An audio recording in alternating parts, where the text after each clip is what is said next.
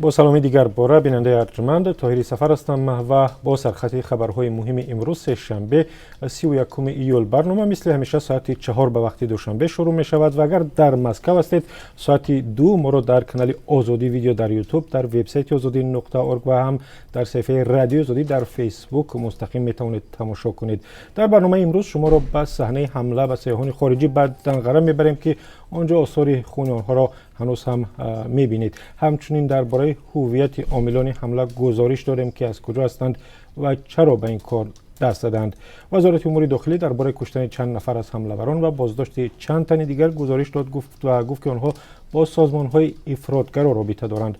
بخش دیگری برنامه درباره قیمت معالجه در تاجیکستان است که به هر یک ما و شما داخل دارد. وزارت تندرستی گفت به زودی قیمت بعضی از خدمات طبی و معالجه بالاتر می رود.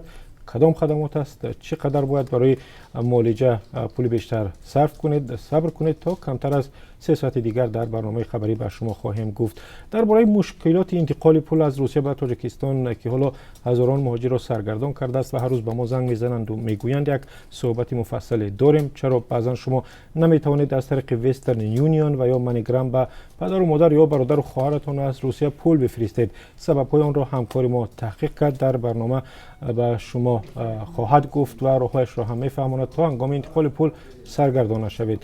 ولایت سوغد نیز برویم که آنجا مسئله بنیادی پیکره تیمور ملیک دیگر باره مطرح شد. مقامات گفتند ممکن است پیکره محتشم او را در یک جزیره در بین رودخانه سیر بسازند، اما برای آن کار و خرج زیادی لازم است.